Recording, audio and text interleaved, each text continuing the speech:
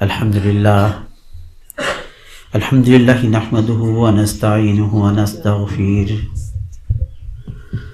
ওয়া নাউযু বিল্লাহি মিন শুরুরি আনফুসিনা মিন সাইয়্যাতি আমালিনা ومن يهده الله فلا مضل له ومن يضلل فلا هادي له ونشهد أن محمدا عبده ورسوله أعوذ بالله من الشيطان الرجيم بسم الله الرحمن الرحيم وذكر اسمه وتبتل إليه تبتيلا رب المشرق والمغرب لا إله إلا هو فاتخذه وكيلا واصبر على ما يقولون واجرهم حجرا جميلا صدق الله العظيم وصدق رسوله النبي الكريم ما كان محمد أبا أحد من رجالكم ولكن رسول الله وخاتم النبيين وكان الله بكل شيء عليما إن الله وملائكته يصلون على النبي يا أيها الذين آمنوا صلوا عليه وسلموا تسليما اللهم صل على سيدنا مولانا محمد وعلى آل سيدنا مولانا محمد اللهم صل على سيدنا مولانا محمد وعلى آل سيدنا مولانا इश्क़ महबूब खुदा जिस दिल में हासिल नहीं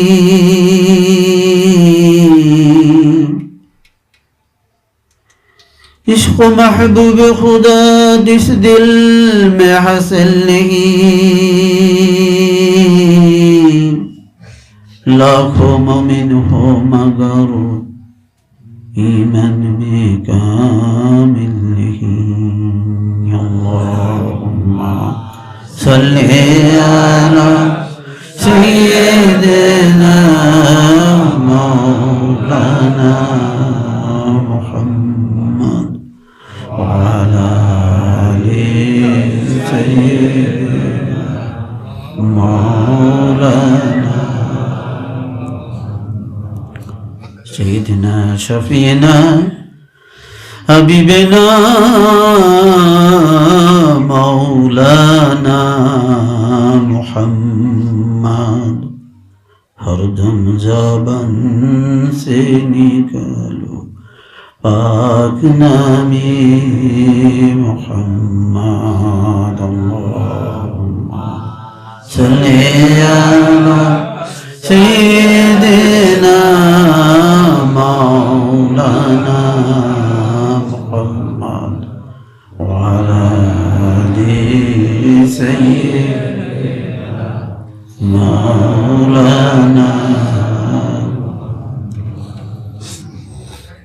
অতীব গরিব হালে সারা জীবন কাটাইলে অতীব গরিব হালে, সারা জীবন কাটাইলে সারে জাহান মাতাইলে, সারে জাহান মাতাইলে মুহাম্মদ ইয়া রাসূলুল্লাহ আল্লাহুম্মা সাল্লি আলা সাইয়্যিদিনা মাওলানা মুহাম্মদ ওয়া আলা আলি সাইয়্যিদিনা মাওলানা। কঠিন হাসরের দিনে পাপীদের তাড়াইতে, কঠিন হাসরের দিনে পাপীদের তাড়াইতে, আপনি বিনে নাহি গতি, আপনি বিনে নাহি গতি মুহাম্মদ ইয়া রাসূলুল্লাহ আল্লাহুম্মা সাল্লি আলা সাইয়্যিদিনা মাওলানা মুহাম্মদ ওয়া আলা আলি সাইয়্যিদিনা مولانا صلى الله على محمد صلى الله عليه وسلم صلى الله على محمد صلى الله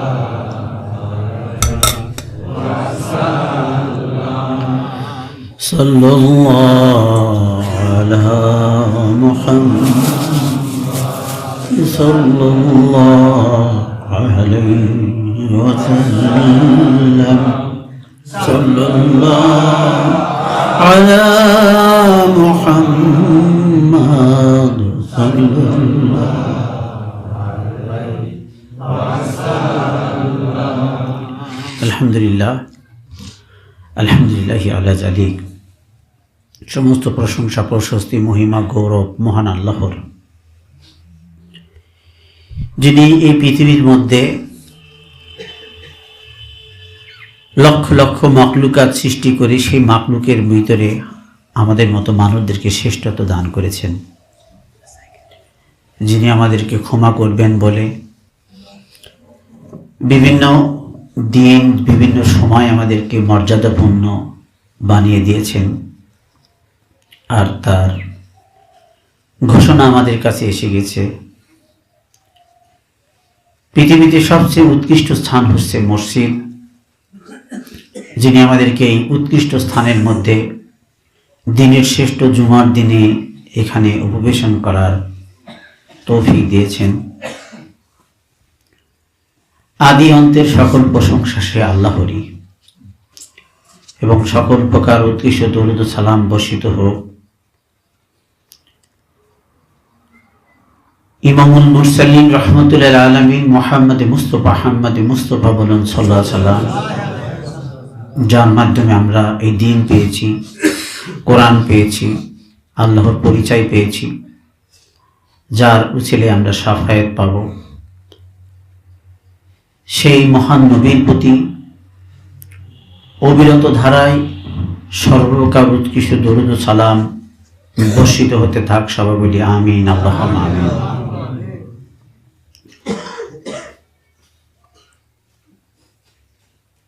আমরা আল্লাহ পাকের বান্দা এবং আল্লাহ পাকের গোলামি করাই আমাদের মূল কর্ম। যেহেতু তিনি আমাদের প্রভু পালয়িতা, তিনি আমাদের রিজিক দাতা,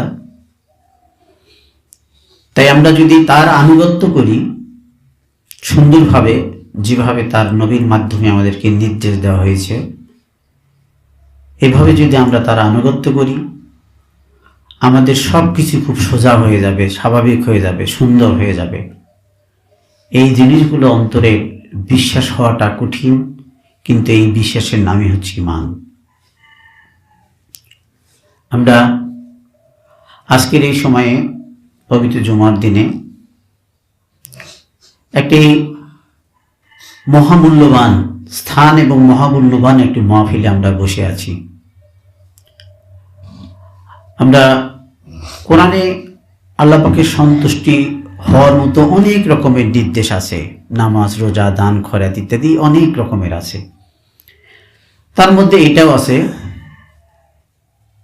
কুনু মা'আস সাদিকিন, তোমরা সাদিকিনদের সাথে উপবেশন করো, বসে থাকো।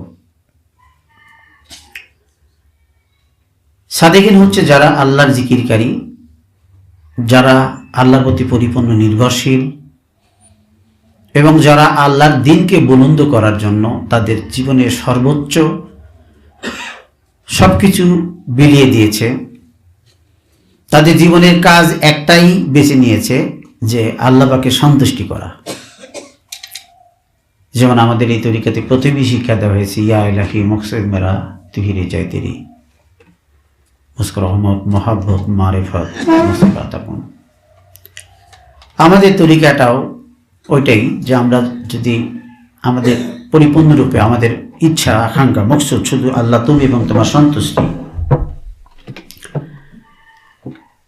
এই তরিকার যিনি প্রবর্তক তিনি হচ্ছেন ইমাম হযরত মুজাদ্দিদ আল-বিসানি, সকলে বলেন রাহমাতুল্লাহ আলাইহি।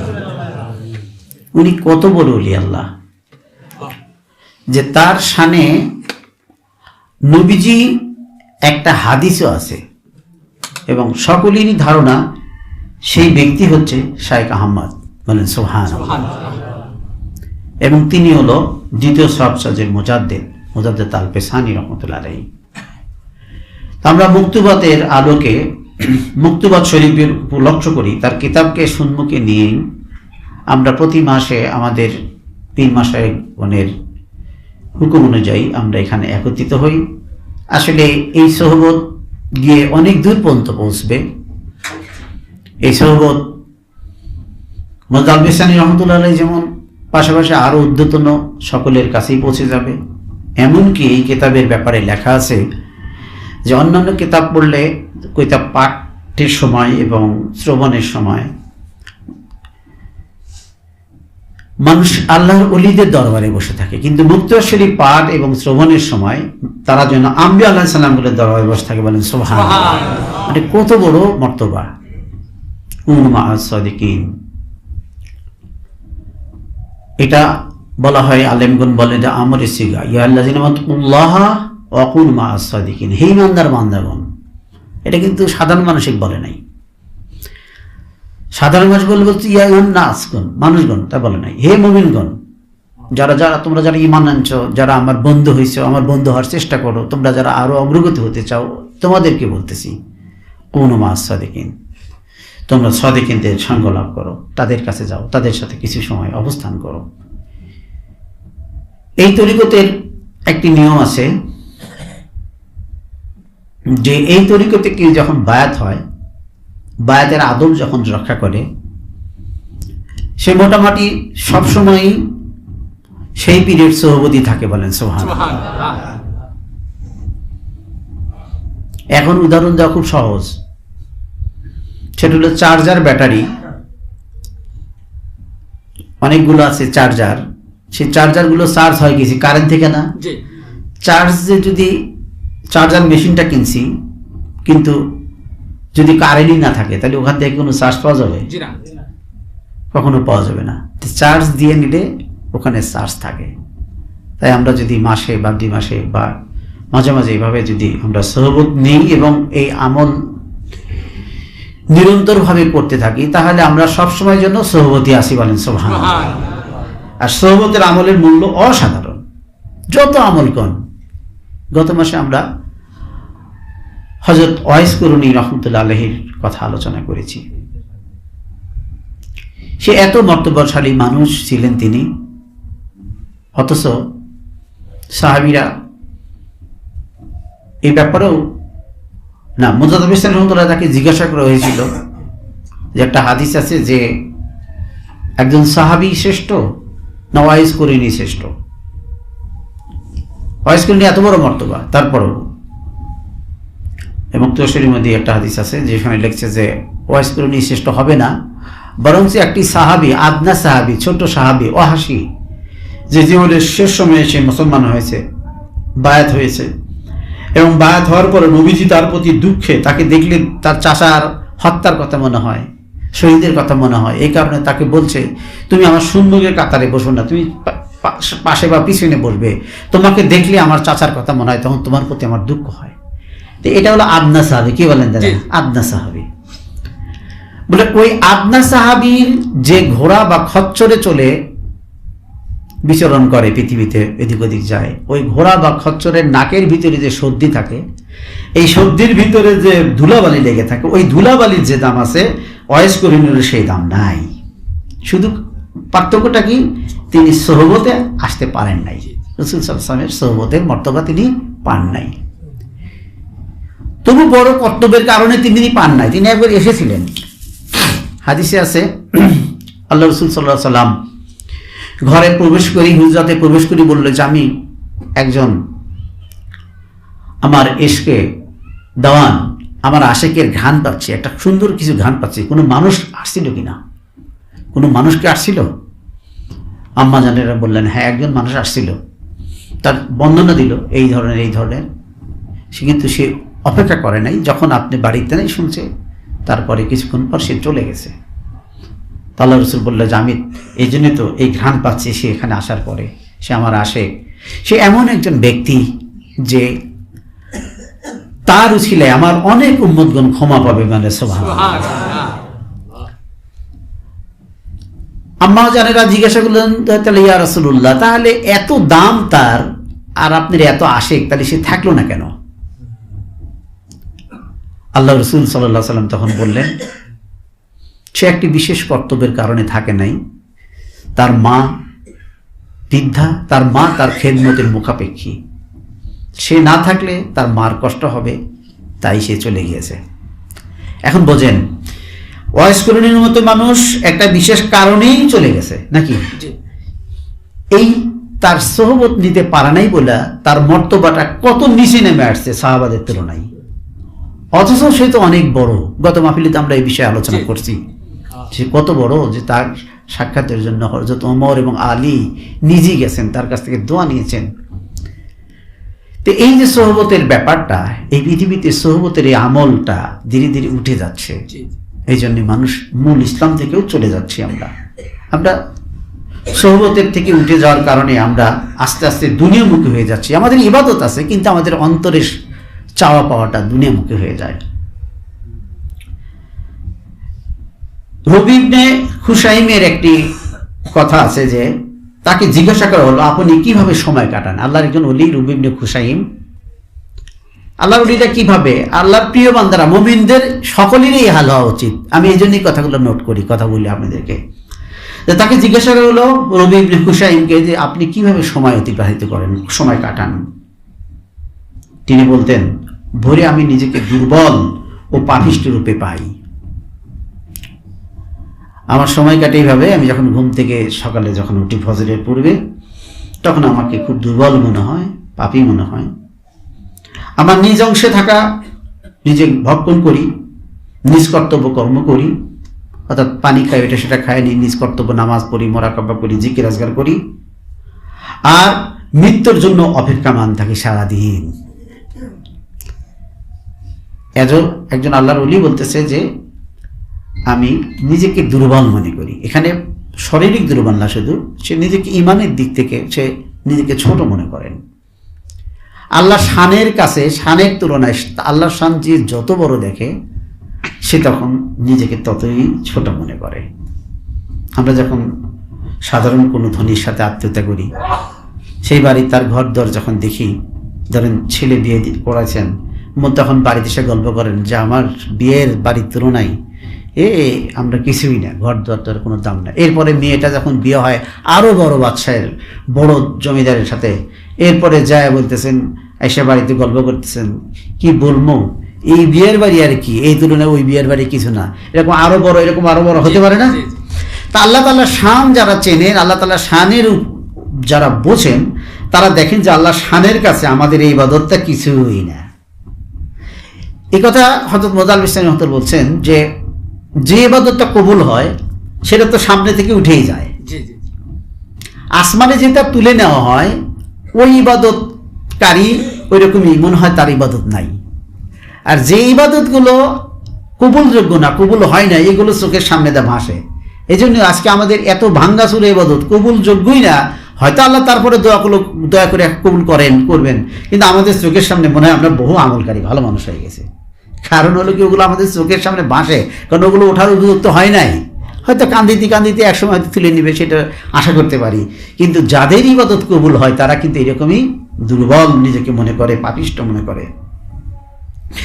এই রবি ইবনে খুশাম রহমতুল্লাহ অধিকাংশ সময় নিজেকে উদ্দেশ্য করে বলতেন, হে রবি, নিজ সফরের পাথর বেঁধে নাও। এই সফর মানে বোঝেন তো কি, মৃত্যুর পরে যেটা জীবন, এটার কথা বলতেছে, ওখানে তো যেতে হবে, বুঝে নাও। সফরে বুঝে নাও, আর আখিরাতে সফরের জন্য পূর্ণ মাত্রায় প্রস্তুতি গ্রহণ করো হে রবি। মানে নিজেকেই নিজে বলে যে আখিরাতের সফরের জন্য পূর্ণ মাত্রায় প্রস্তুতি গ্রহণ করো হে রবি, পূর্ণ মাত্রায় প্রস্তুতি গ্রহণ করো। সবার আগে নিজের পরিশুদ্ধি নিশ্চিত করো। এবং নিজেকেই তিনি উপদেশ দিতেন, নিজেকেই তিনি এইভাবে উপদেশ দিতেন আল্লাহর ওলি। তাই নিজেকে এইভাবে সবাইকে বলতে চাই, আমরা নিজেরাই ওদের বুঝতে চাই যে মৃত্যু আসার আগেই যেন আমরা অনেক নেকি জোগাড় করতে পারি, কি বলেন, তাই না? এটা আমরা চাই তো, ইনশাল্লাহ বলেন, ইনশাল্লাহ। আমরা আমাদের মৃত্যু আসার আগেই যেন আমাদের অনেকগুলো নেকি আল্লাহর কাছে নিয়ে যাওয়ার মতো অবস্থা হয়। এই জন্য আমাদের কি করতে হবে, মৃত্যু আসার পূর্বেই বেঁচে থাকতে প্রত্যেকটি সময়েই সৎ ব্যবহার করতে হবে, তাই না? প্রতিটি সময়ের সৎ ব্যবহার করতে হবে। এই সময়ের সৎ ব্যবহার মধ্যে দেখেন আজকের একটা দিন, জুমার দিন, এত মহা দিন, একটাতে আর একটা কথা মনে হয়। একটা বিখ্যাত কিতাবের মধ্যে লেখা আছে যে পৃথিবীতে প্রথমে আসছে 4টি, মানে বেদাত শুরু হয়েছে, প্রথম যে বেদাত, 4টা বেদাতকে ভাগ করে প্রথম বেদাতের কথা বলছে, যে প্রথম বেদাত শুরু হয়ে গেছে হলো যে মানুষ উদর পূর্ণ করে খানা খাওয়া শুরু করছে। বেদাত মানে কি, নতুনত্ব, যেটা আল্লাহ রসুল করে নাই এটা করা। পৃথিবীর মানুষ প্রথমে আল্লাহ রসুল করে নাই এই কাজের মধ্যে প্রথম যে কাজটা শুরু করছে সেটা হলো, আল্লাহ রসুলের নিয়ম হলো হাফ পেটে খানা খাওয়া বা পেটে একটু ক্ষুধা রাখা খানা খাওয়া, কিন্তু আমরা মানুষেরা প্রথমে যেটা শুরু করছিলাম, প্রথম শুরু করা ছিল হলো উদর পূর্ণ করে স্বাদের খাবারটা একেবারে তৃপ্তি সহকারে খেয়ে ঢেকুর চারা দেওয়া। এটা পৃথিবীতে প্রথম বেদাত আসছে। দ্বিতীয় বেদাত আসছে হলো জুমার দিনে জুমার নামাজে তড়িঘড়িতে না যাওয়া। অর্থাৎ আগের সময়ে, আমি কিতাবে পড়ছি যে আগের সময়ে সোনালী যুগের গল্পগুলো একটা কিতাবের মধ্যে আছে, যে আগের সময় মানুষগুলো অনেকে দেখছে যে ভোরবেলায় তারা বড় নেকিটা নেওয়ার জন্য কোন রকম পানি পান্তা কিন্তু খেয়েই মসজিদের দিকে রওনা দিছে। এমনকি ইরাকের এক প্রদেশের কথা একজন বলছে যে আমি দেখছি যে পিপিলিকার মতো এই গোত্রের লোকগুলো, তখন তো মসজিদে এত গ্রামের মধ্যে 10টা থাকে নাই, দূরে দূরে জামে মসজিদগুলো খুব দূরে দূরে ছিল। অক্তে নামাজের ঘর ব্যাপার আলাদা, কিন্তু জামে মসজিদগুলো দূরে ছিল।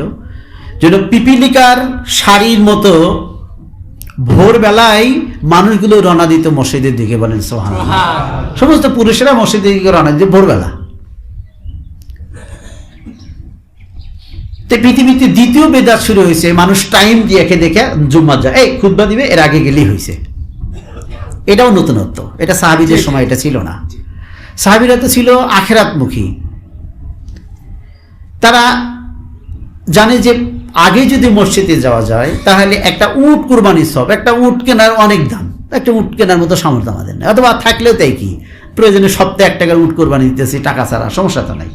একটা টাকা কামাই করতে গেলেও তো অনেক সময় নষ্ট হয়, তাহলে এমনি যাই যদি একটা উট কোরবানি হয় সমস্যা কি।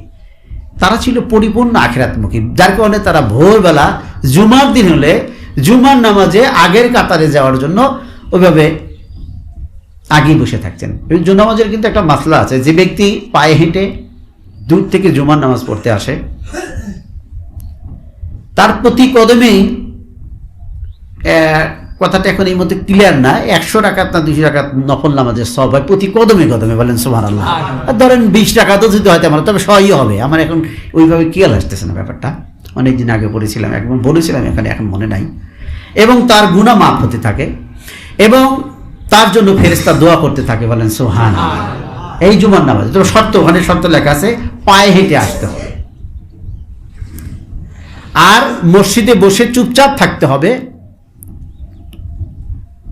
জিকির আজগারে থাকবে সে, বা পরেও যদি আসে সে এর পর্যায়ক্রমিকভাবে গরু, ছাগল, দুম্বা, ডিম ইত্যাদি যেটাই হোক দান করার যে সব হবে। কিন্তু শর্ত হলো কেউ আগে বসে আছে তাকে সরিয়ে দিয়ে তাকে বিব্রত করে আগের কাতারে বসা যাবে না। কথা বুঝতে পারছেন? তো সাহাবায়ে কেরামরা তো ছিল ওই রকম, তারা ছিলেন আখিরাতমুখী, বিধায় তারা আগে এসে কারো ডিস্টার্ব করার নেই, যার যার মতো সামনের কাতারে বসে জিকির আজগারের শুরু দিয়ে বসে থাকতে, বলেন সুবহানাল্লাহ। তৃতীয় যে বিদআত শুরু হয়ে গেছে, রাসূলুল্লাহ সাল্লাল্লাহু আলাইহি সাল্লাম খাবারের জব বা আটা, গম এগুলো কখনো চালুনি দিয়ে ছেঁকে খান নাই। এগুলো ওই ভুসি আলা, ছাবড়া ছাবড়া মোটা মোটা রুটি ইত্যাদি, এইভাবে তিনি খানা খেয়েছেন। পৃথিবীতে বেদাত শুরু হয়ে গেছে খাবারের এই ছাকনা রুটি, ছাকনা মানে নরম রুটি বা ক্লিয়ার ইত্যাদি। অর্থাৎ এখানে বোঝাতে চাচ্ছে, এই ব্যাখ্যাতে লিখছে এখানে যে দেখেন এই কাজগুলো, এই কাজ দিয়ে বেদাত শুরু হয়েছে। এই বেদাতগুলো আসাতে মানুষ আস্তে আস্তে আরাম আয়েসে অভ্যস্ত হয়ে গেছে, ধীরে ধীরে তারা দুনিয়ামুখী হয়ে গেছে। একটা মানুষের যখন অভ্যাস হয়ে যাবে ভালো ভালো খাবার, সে তো ভালো ভালো খাবার না পাইলে ইবাদতের টাইম নষ্ট করে হলে সে রিক্সা চালাবে, কাজ করবে, অফিস করবে, তারপরে তা না হলে প্রয়োজনে অসৎ পথ অবলম্বন করবে, কারণ তার অভ্যাস হয়ে গেছে। কিন্তু সে যদি নিজেই অভ্যস্ত এরকম না করে যদি কোনোরকম পৃথিবীর জীবন থেকে স্বাভাবিক জীবন যাপনের জন্য সে অভ্যস্ত করে নেয়, এখানে এটা বুঝতে পারি আমি, কিন্তু আমি অন্যদিকে একটু যাব, মক্তবাত আছে। তবে শুধু এটুকু বলছি, এইগুলো হলো প্রথম বেদাত শুরু হয়েছে, এরপরে তো দুনিয়ার কত বেদাত চলে আসছে, তাই না? এই দুনিয়ার এত বেদাত আসছে এইগুলো কারণেই। নেকির সংখ্যা কমে গেছে, মসজিদে যাইতে যায় যে জুমার দিন যে অসংখ্য নেকি পাবে সেই অবস্থা তো আমাদের নাই। আমরা গড়ি ধরে একটা টাইমলি সিস্টেম মধ্যে যাই, আগের মানুষের মতো তো নেকি পাই না। আর নেকি যখন না পাই তখন আমাদের অন্তরটা কঠিন হয়, তখন আমরা ধীরে ধীরে দুনিয়ামুখী হয়ে যাই, তখন আমরা শয়তানের বুদ্ধি শুনি, তখন আমাদের নফস শক্তিশালী হয়। নেকি কম হলেই নফস শক্তিশালী হয়, তখন নফসের কথা শুনতে আমরা বাধ্য হই।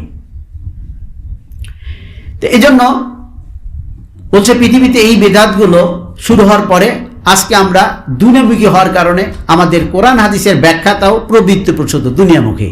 আমার দুনিয়া কামাই করার জন্য আমি এমন ব্যাখ্যা দেবো যাতে আমার দুনিয়াটা হাসিল হয়। এই জন্য আমি তো প্রায় বলি আপনাদেরকে যে এখনকার আলেম ওলামারা, অধিকাংশ আলেম ওলামারা ওয়াজ করতেছে, আমাদের যা প্রয়োজন তা বলতেছে না, আমাদের যা ভালো লাগে তাই বলতেছে, আমাদের যা ভালো লাগে। এখন আমরা খানকাবাসীরা তা পারি না। আমাদের আপনাদের ভালো না লাগলেও আমরা চেষ্টা করি আল্লাহ সন্তুষ্টির জন্য কথা বলা। আল্লাহ সন্তুষ্টি হলে হয়ে গেছে, আপনারা অসন্তুষ্ট হলেও আমাদের কিছু যা আসে না। এই জন্য আমাদের কথা, আমাদের ওয়াজ নসিহত সবার কাছে এত সুন্দর লাগবে না, কিন্তু মানুষ দুনিয়ামুখী এইভাবেই আস্তে আস্তে হয়ে গেছে। তে রবি ইবনে খুশাইম রহমতুল্লাহ আলাইহি এই কথা বলছে, নিজেকে বলছে, তিনি বলছেন যে প্রতিটি সকালই আমাদের চিন্তা করা উচিত, প্রতিদিনই চিন্তা করা উচিত আজ আমি আমার স্থায়ী পরবর্তী জীবনের জন্য কি কি পাঠাবো। আমরা যদি প্রতিদিন ভোরে উঠে যদি চিন্তা করি যে আমার স্থায়ী জীবন, আমার যে জীবন, আসল যে জীবন, আমার যে একটা বাড়ি আছে ওখানের জন্য আমি কি পাঠাবো, আমার আসল জীবনের জন্য আজ আমি কি কি বিনিয়োগ করব, এই ভাবনাটা প্রতিদিনই সকালেই ভাবা উচিত। কারণ এইভাবে যদি আমরা ভাবতে পারি তাহলে কি শয়তান আমাদের কোনো ক্ষতি করতে পারবে? আমাদের কোনো ক্ষতি করতে পারবে না। তাই আমি বলি আমরা সময়ের সঙ্গী হই, মূল্যবান সময়ের সঙ্গী হয়ে নিজেরকেও মূল্যবান করে তুলি, নাকি? মূল্যবান সময়ের সঙ্গী হয়ে, যেমন আজকে জুমার দিন, মুক্তবা শরীফ মাহফিলের দিন, এত বড় মূল্যবান সময়, মূল্যবান দিন, মূল্যবান স্থান, মসজিদ তো মূল্যবানই, এরপরে আবার এটা খানকা, তাহলে তো আর একটা মূল্যবান হবে, কি বলেন তাই না? যেখানে বেশি বেশি ইবাদত হয় ওই মাটি তো আর এক মাটির উপর গর্ব করে যে আমার একটু বেশি জিকির হচ্ছে, তাহলে একটা খানকা শরীফে তো সবসময় প্রায় ইবাদতই হয়, তাই না? তাহলে এই যে মূল্যবান সময়ের সঙ্গী আমরা যদি হতে পারি তাহলে দেখবেন যে আমরা নিজেরাও মূল্যবান হব, মানে সুবহানাল্লাহ। আমরা সবাই মূল্যবান হতে রাজি আছি নাকি ইনশাআল্লাহ বলেন? আমরা মূল্যবান হব, এখানে আসার উদ্দেশ্য তাই, তকদিরে যা আছে তা হবে, নিজেকে মূল্যবান হিসেবে গড়ে তুলতে হবে আখিরাতে জীবনে, এটাই আমাদের কাম্য। সরল আমিন, আল্লাহুম্মা আমিন। তো আমরা গত মাহফিলে মোতাল বিস্তানি রহমতুল্লাহ 275 নম্বর মক্তবের একটা বেশ অংশ পড়েছিলাম, এই লাইনটাও পড়েছিলাম, ওইদিকে আর যাব না। ওইটুকুর মধ্যে ছিল ওয়াইসকরণীর কথা লেখা ছিল, ওটা বর্ণনা দিতে তো সেদিনকে শেষ। আজকে আমরা মুক্তিটা শেষ করতে পারি নাই, আজকে ইনশাল্লাহ দেখি শেষ করবো, খুব সহজে পড়ে ব্যাখ্যাটা অন্যভাবে নিব ইনশাল্লাহ। তো পরের লাইন আসতেছে যে কলবের জিকির যাহার আদেশ প্রদত্ত হইয়াছে তাহাও শরীয়তের হুকুম পালনের সহায়ক। অর্থাৎ মোতাল বিস্তানি রহমতুল্লাহ চিঠিটা লিখেছিলেন হলো মোল্লা আহমদ বরকির নিকটে। অনেক বর্ণনা আমরা গত মাহফিলে শুনছি, এবং পরবর্তী বর্ণনা হলো মোতাল বিস্তানি বলতেছেন কলবের জিকির যাহার আদেশ প্রদত্ত হইয়াছে তাহাও শরীয়তের হুকুম পালনেরই সহায়ক, বলেন সুবহানাল্লাহ। এই যে কলবের জিকির আমাদের তরিকতে যে জিকির করতে বলা হয়েছে, এটাও শরীয়তের হুকুম পালনের সহায়ক। এটা তো শরীয়ত বটে, এবং অন্যান্য হুকুমগুলো যেগুলো দেখতে বা যেগুলো না করলে সরাসরি গুনাহের কথা বলা হয়েছে, পাপের কথা বলা হয়েছে, শাস্তির কথা বলা হয়েছে, এইগুলোরও সহায়ক হলো কলবের জিকির। যখন বলা হয়েছে আকিমুস সালাত আলা জিকিরি, আমাকে স্মরণ করার জন্য নামাজ। এখন যে ব্যক্তির অন্য সময় স্মরণ নাই, তার কি নামাজের মধ্যে সে স্মরণ হবে? অন্য সময় তো সে স্মরণ করে না, অর্থাৎ নামাজের সময় তার হাট বাজার, বাড়ি গাড়ি, সন্তান আদি ইত্যাদি এগুলোই মনে হবে, কেন তো অন্য সময় স্মরণ করে না। তিনি বলতেছেন যে কলবের জিকির যা আমরা আদেশ করছি, আমাদের হুকুম যেটা, এটাও কিন্তু শরীয়ত পালনেরই সহায়ক। অর্থাৎ নামাজ যদি শরীয়ত হয় তাহলে তার সহায়ক হলো না এটা। শুধু তাই না, জিকিরের ব্যাখ্যা আরো কঠিন, আপনারা তো জানি, এটা তো আমরা মাঝে মাঝে বলি, দেখে আজকে পরে পারলে জিকিরের কথা বলবো ইনশাল্লাহ। এরপর বলতেছে নফসে আম্মারার অবাধ্যতা বিদুরিতকারী, এবং মোতাবেক বলতেছে যে আমাদের যে কলবের জিকির যেটা করা হয়েছে, এইটা করলে পারে নফসে আম্মারার অবাধ্যতা, নফস যে আমাদের অবাধ্য করে, আল্লাহর অবাধ্য করে, আমাদেরকে ওর দিকে যে নেয়, এখান থেকে বাঁচার সহজ সরল উপায় হলো জিকির করা, বলেন সুবহানাল্লাহ। তো বলতেছে যে জিকির, অতএব ইহাও জারি ও প্রবৃত্তিত রাখিবেন। বলতেছে অতএব অনেক বুদ্ধি দিছে, আমরা এইগুলো অন্য পৃষ্ঠে পড়ছি, গত মাহফিলে পড়ছি। বলতেছে সুতরাং এগুলো জারি রাখবেন, নিজের ও বন্ধুগণের অবস্থা অবগত হইতে না পারিয়া দুঃখিত হইবেন না, এবং উহাকে বঞ্চিত হওয়ার চিহ্ন ভাবিবেন না। মোহাম্মদ রহমতুল্লাহ আলাইহি বলতেছে যে আমার কি অবস্থা তাও বুঝি না, আমার মুরিদগণের কি অবস্থা, না মুজাল হোসেন না, ওই যার কাছে চিঠি লিখেছেন শহীদ বরকি রহমতুল্লাহ আলাইহি বলতেছেন, মুজাল হোসেনের কাছে লিখছে আর কি, যে আমার নিজের অবস্থাও বুঝি না, আমার মুরিদগণের অবস্থাও আমি বুঝি না, তারা কোন অবস্থা হবে, আখিরাতে তাদের কি হবে, বঞ্চিত হয়েছে কিনা ইত্যাদি আমি বুঝি না, এই কথা লিখছিল। তা এখন তার উত্তর মুজাল হোসেন বলতেছে নিজের ও বন্ধুগণের অবস্থা অবগত না হইতে পারিয়া দুঃখিত হইবেন না, এবং উহাকে বঞ্চিত হওয়ার চিহ্নও ভাবিবেন না। সুবহানাল্লাহ। হ্যাঁ, বন্ধুগণের ব্র্যাকেট এখানে হচ্ছে মুরিদগণের আত্মিক অবস্থা, আপনার কামালত বা পূর্ণতা সমূহের যে দর্পণ স্বরূপ তাহাই যথেষ্ট। এখানে একটা ইতিহাস বলি আর কি, একটা জীবনের, যে আমার সাহেব যখন আমার কাছে চিঠি লিখছিল, এই চিঠির মধ্যে লিখছিল তোমার বন্ধুগণ কেমন আছে, আমি তো ঘটনাটি বুঝি নাই, আমি তো বন্ধু নাই, আমি বন্ধু। পরে যে তার কাছে বললাম, এক সময় আমি করে ফেললাম যে আব্বা আপনি বন্ধুর কথা চান, উনিও বুঝে দিল। আর পরে তো মুক্ত শরীফ পরে বুঝলাম যে আসলে একটা মোর্শেদের শ্রেষ্ঠ বন্ধু হলো তার মুরিদ, আর মুরিদের শ্রেষ্ঠ বন্ধু হলো তার মোর্শেদ, বলেন সুবহানাল্লাহ। কি জন্য বন্ধু হবে না?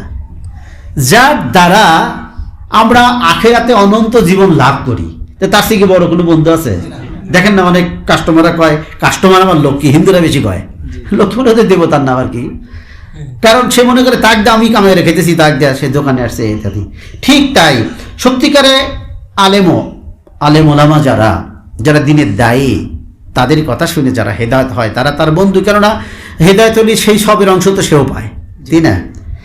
এখানে যদি আমরা পীর মাশায়েখের সাথে নিয়ে আসি, এখানেও সুন্দর করে বলছে এই কথাটাই, বন্ধুগণের। তার মানে আজকে আমরা এটা বুঝে নিব যে ব্যক্তি তার পীর মুর্শিদের চাইতে অন্য কাউকে অনেক বন্ধু মনে করে, আপন মনে করে, বুঝতে হবে তার মুরিদ হওয়াটা এখনো পূর্ণ হয় নাই।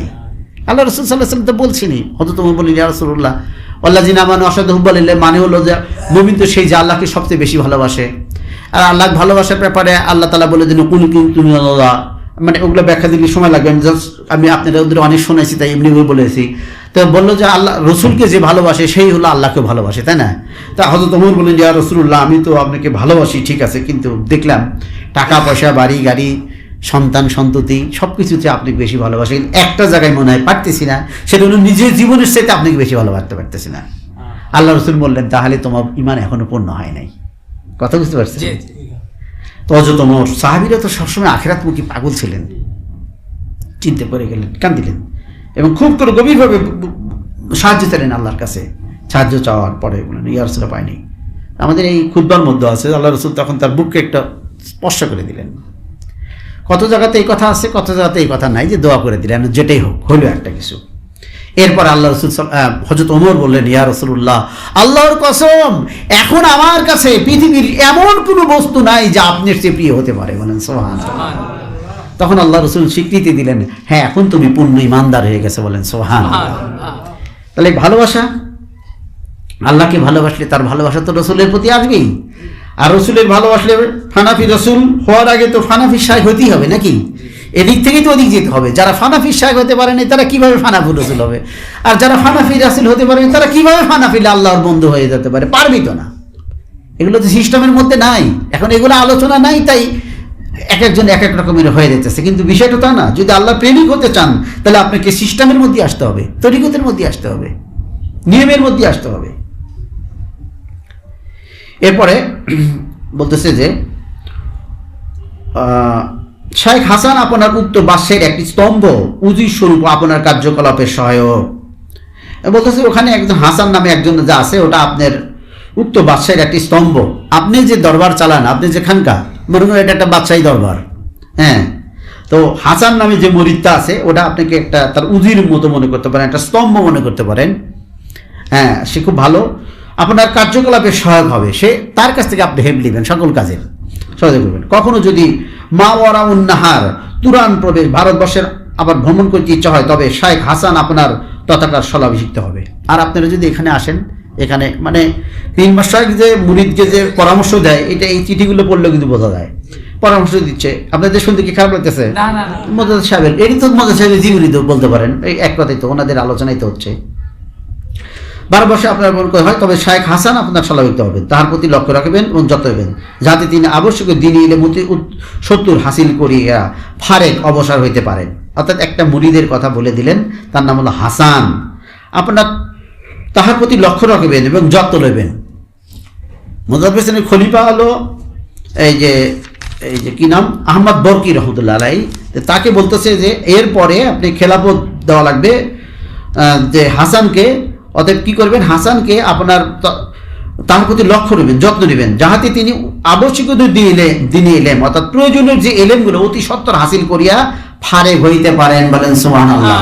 এ থেকে বোঝা যায় পীর মুর্শিদের আত্মিক লক্ষ্য থাকলে একটা মানুষ সহজে ইলম শিক্ষা করতে পারবে, খুব সহজে পারবে। এটা পারে, আমরা তো জানি এটা। ভারতবর্ষ ভ্রমণ করা তাহার আপনার জন্য যথেষ্ট। আল্লাহ তাআলা আমাদিগকে ও আপনাদিগকে ইসলাম ধর্মের প্রতি দৃঢ় রাখুন। ইহা কর্তা হযরত নবী করিম সাল্লাল্লাহু আলাইহি ওয়াসাল্লামের প্রতি দরুদ ও সালাম বর্ষিত হোক। সবাই বলে আমিন। আল্লাহুম্মা।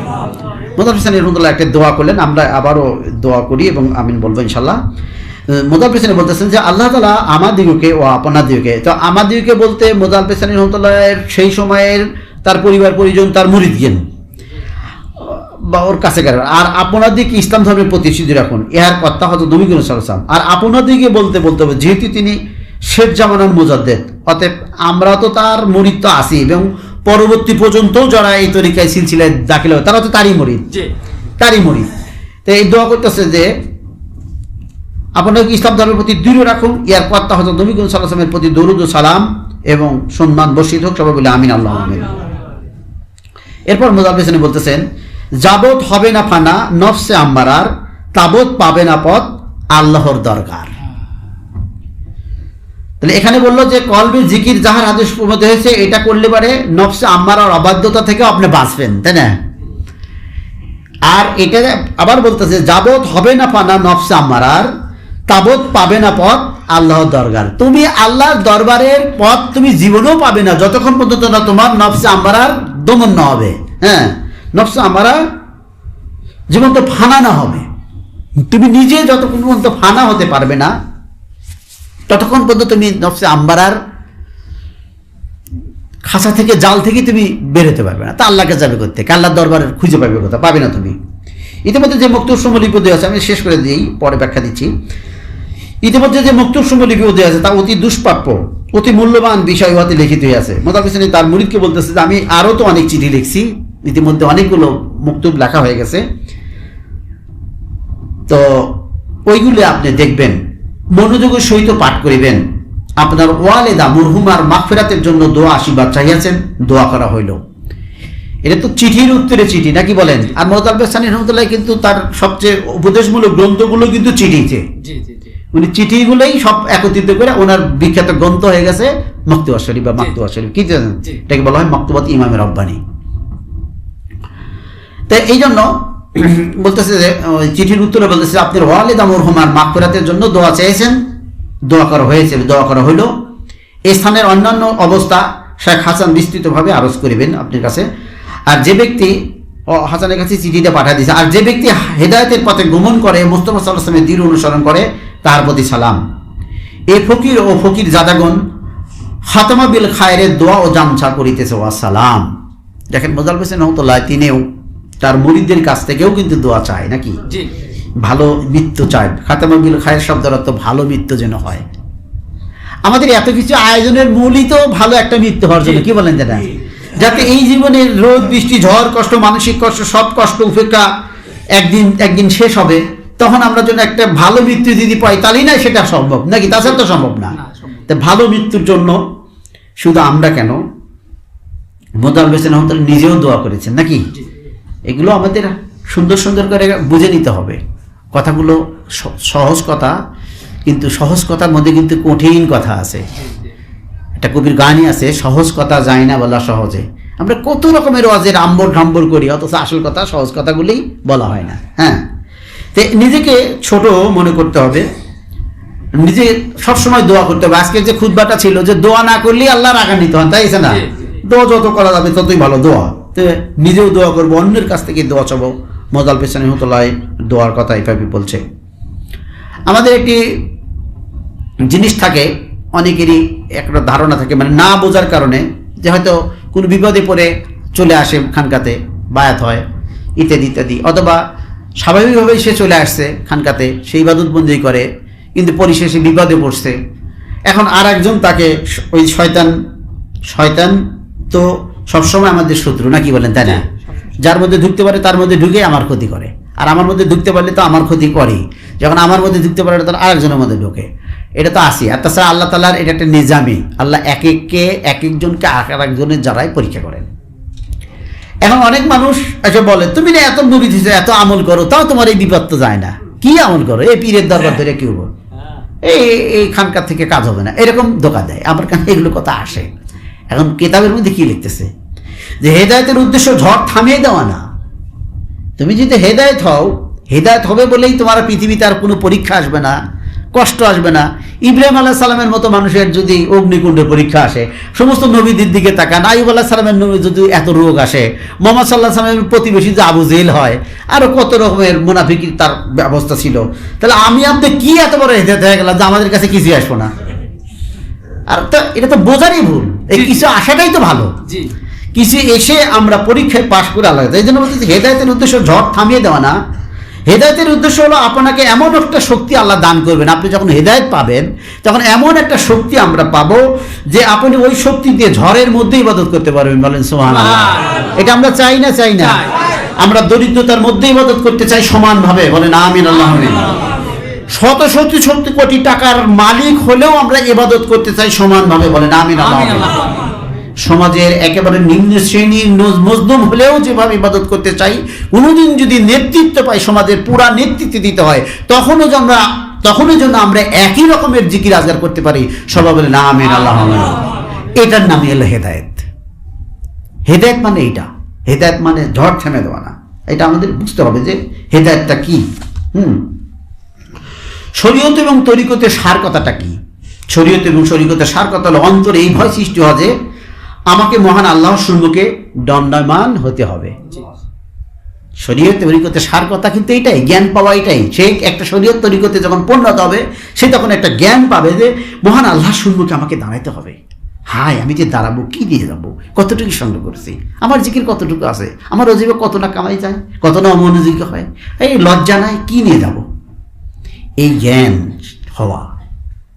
বলবে যে এখন আল্লাহ তো কিছু বলে না, স্বপ্ন দেখানে বলে দেয় না। একজন আল্লাহর প্রিয় বান্দা উদাহরণ দিয়েছে, তোমরা যদি আয়নার সামনে অনেক খেলাখেলি খেলো, আয়না শুধু চাই থেকে দেখবে, আয়না কোনোদিন নিষেধও করবে না, করবে? আয়নার সামনে যদি আপনি অনেক পাপ কাজ করেন, ও কি কোনো, ও তো দেখা ঠিকই দেখতেছে, কিন্তু ও কি বলবে করিস না? আল্লাহ তো তোমাদের ছেড়ে দিয়েছেন, ছাড় তো দিবেন না।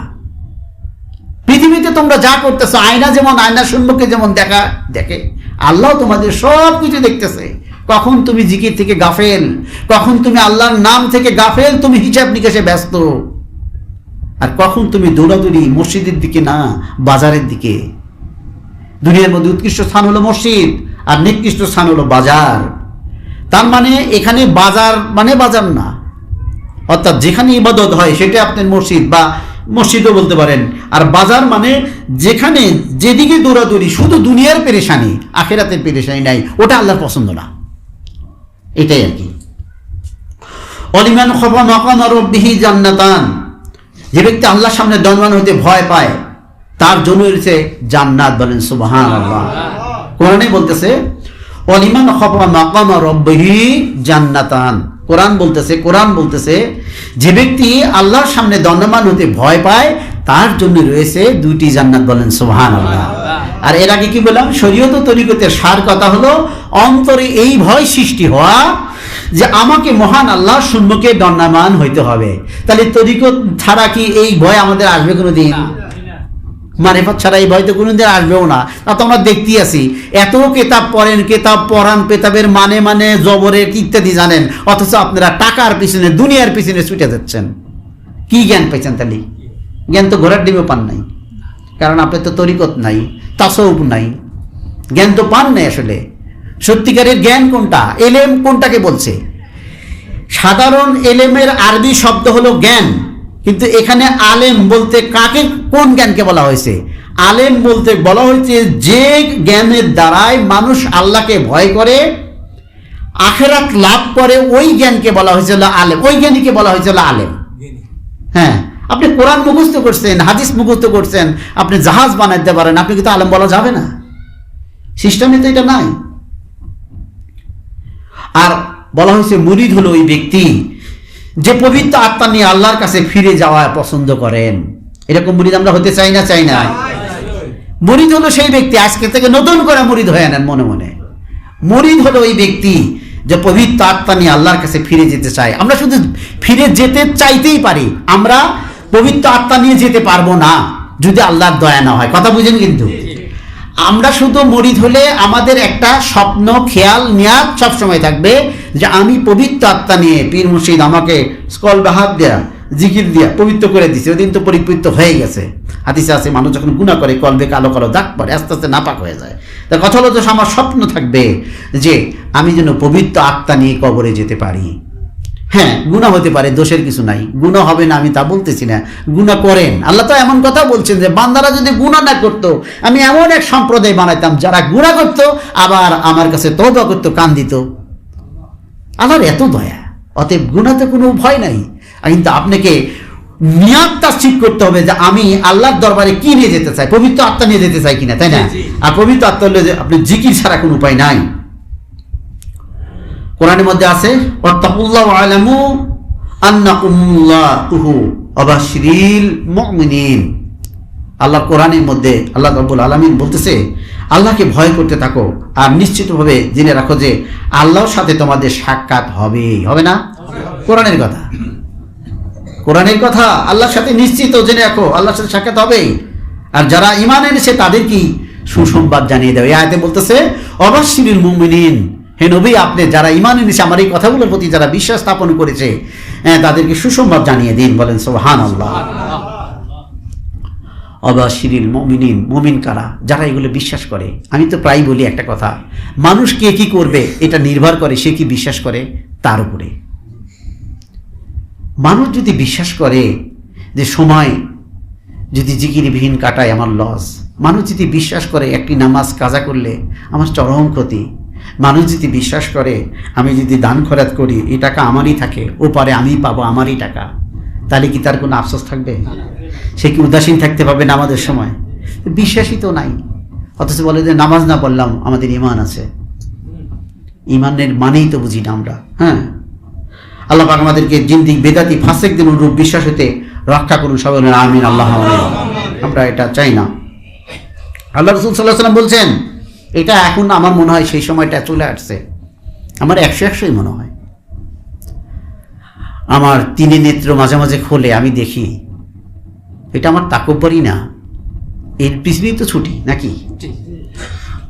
রাসূল সাল্লাল্লাহু আলাইহি ওয়াসাল্লাম এই হাদিসটা আমার মনে হয় এমন একটা সময় আসবে যখন মুসলমানদের ঈমান ধরে রাখা, রাসূল সাল্লাল্লাহু আলাইহি ওয়াসাল্লাম বলছেন এমন একটা সময় আসবে যখন মুসলমানদের ঈমান ধরে রাখা জ্বলন্ত কয়লা হাতের মধ্যে রাখার ন্যায় কঠিন হবে।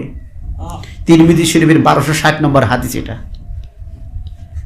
আসলে এখন কঠিন হয়ে গেছে, আমরা যদি বিশ্বাস নিয়ে থাকতে পারি না।